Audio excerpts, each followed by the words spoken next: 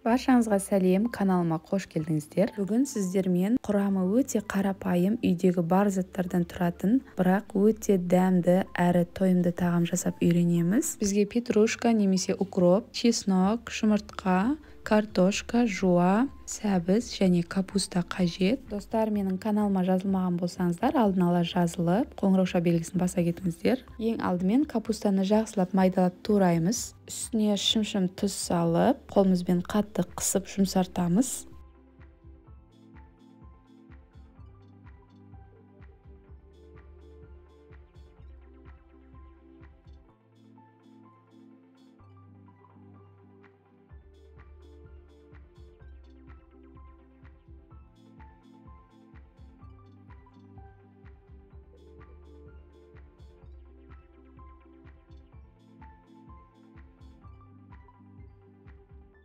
Не қараңыздар, жұмсарттым. Енді бір шетке алып қоямыз. Енді картошка, сәбіз және чеснокты үккіштің үлкен көзінен жақсылап өткіземіз.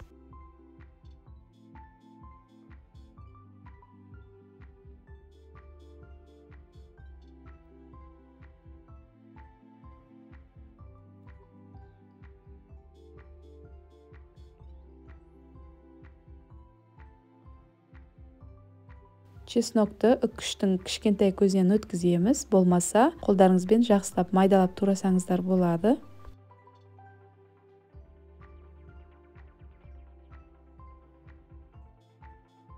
Барлығын үккіштен өткізгеннен кейін енді жуамызды майдалап тураймыз.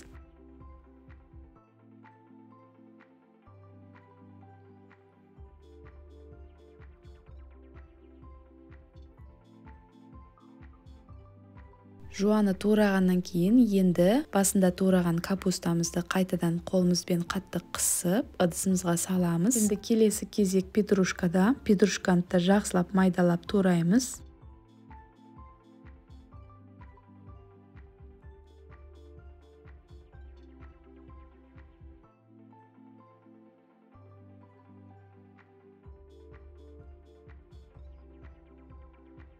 Енді барлығын турап болғаннан кейін үстіне жұмыртқа саламыз.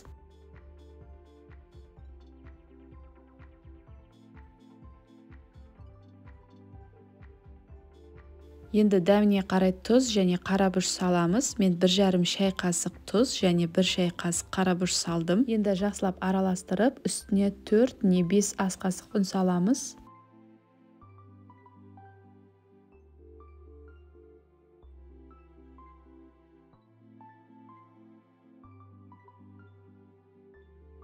Енді ұнды салғаннан кейін шанышқының көмегімен жайлап араластырып, одан кейін қолымызбен жақсылап араластырамыз. Қолмен араластырсаңыздар, барлығы біркелкі жақсы араласатын болады. Енді қызып тұрған табамызға май құйып, орташа отта 1 ас қасықтан салып, жақсылап қуырамыз.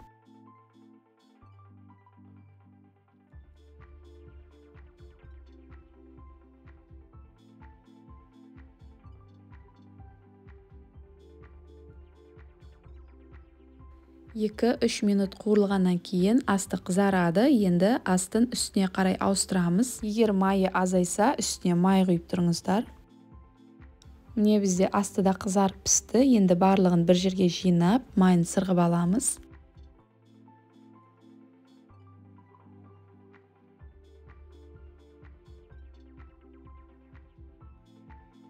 Піскен котлеттерді қоятын ыдыстың бетіне міндетті түрде қағаз майлық жайып, содан кейін соның үстіне қойыңыздар. Қағаз майлықтар котлеттің артық майларын өзіне тартып алады. Енді әр қуыратын котлеттерімізді осылай жақсылап араластырып, содан кейін қуырамыз. Табадағы майларыңыз азайса, май құюды ұмытпаңыздар.